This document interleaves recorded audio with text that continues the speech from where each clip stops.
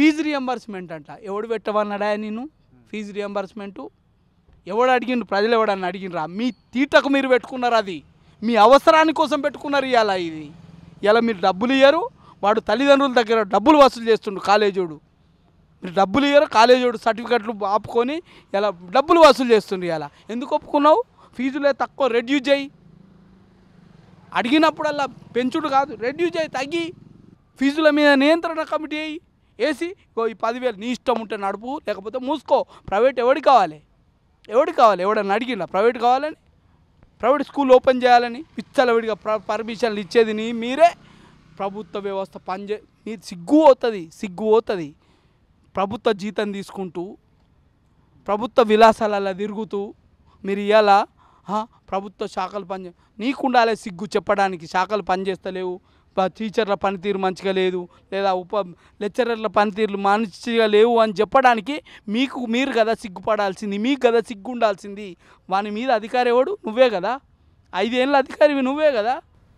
కాబట్టి ఇవన్నీ వేస్ట్. అదంతా ఎందుకు? నిన్న మొన్నటి దాకా 2013లోనో 14 ఒక జీవో తీసుకొచ్చింది, జీవో నెంబర్ 13 తీసుకొచ్చి ఇంజనీరింగ్ కాలేజీలు మీరు సీట్లు అమ్ముకోనరని డోర్లు ఓపెన్ చేసిండ్రు.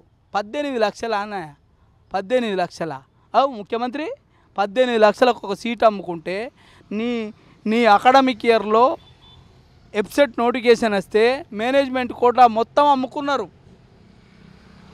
ఇక నీ పార్టీకి నీకెంత పంపిరో నాకైతే తెలియదు కానీ సీట్లు అమ్ముకున్నారు. ఏది రిఫార్మ్ ఇంత గొప్పగా పనిచేస్తుంది విద్యాశాఖ. వైస్ ఛాన్సలర్లు లేరు.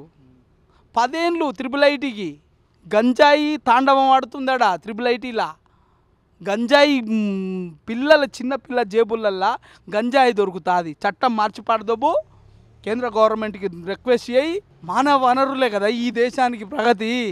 వాడే గంజాయికి అలవాటు పడి తాగుడుకు అలవాటు పడి 50,000 కోట్ల తాగుడు, 50,000 కోట్లు తాగినోడు, బుర్రల మద్యం ఉన్నోడు మానభంగం చేయకపోతే ఏం చేస్తాడు? బుర్రల మత్తున్నోడు మానభంగం చేయకపోతే ఇంకేం చేస్తాడు? మనకి తల్లి తెలియదు, చెల్ల తెలియదు, అక్క తెలియదు, ఎవడు చేసేది అంత మీరు కాదు. బుర్ర తక్కువ నాయాలు మీరు చేసేది. ఎవడు పెట్టుకున్నాడు? మద్యం బంద్ చేయి. ఎన్టీఆర్ మద్యం పాలసీని బంద్ చేసిండు, నడిపించగలిగిండు. ఇప్పటికీ గుజరాత్ రాష్ట్రంలో అసలు మద్యం లేదు, నడిపించుకుంటలేరా? ఎవరిని ఖరాబ్ చేస్తున్నావు? దేశంలో 8 రాష్ట్రాలల్లో ఏ రకమైన రోగం, కొన్ని రోగాలని ఐడెంటిఫై చేయలేకపోతున్నారు. కొత్త రోగాలు వస్తున్నాయి.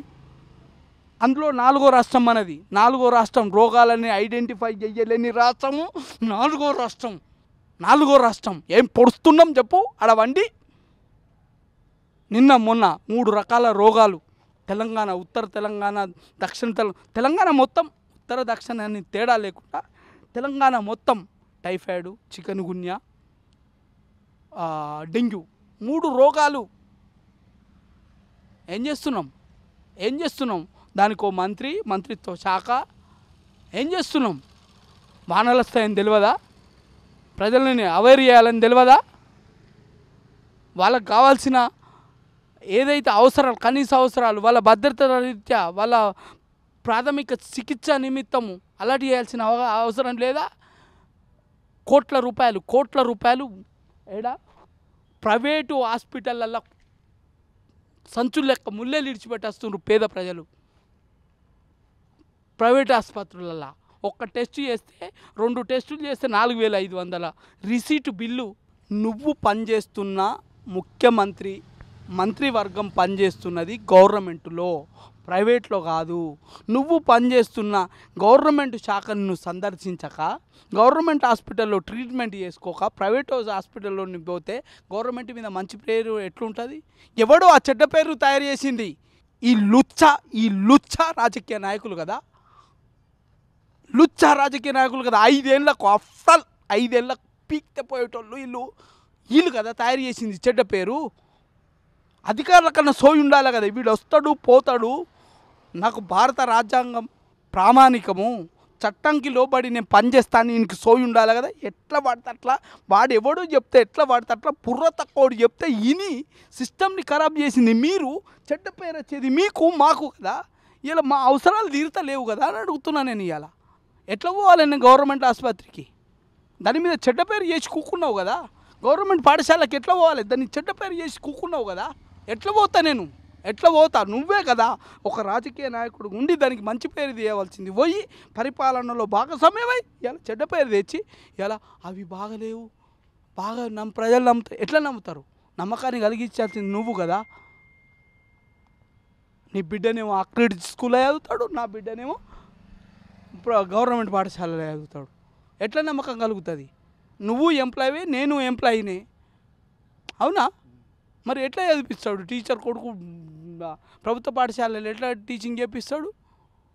నువ్వు మంత్రివి, ముఖ్యమంత్రివి, నువ్వు చేర్పియాలి కదా నీ పిల్లల్ని. నేను ఆదర్శంగా ఉన్నానే.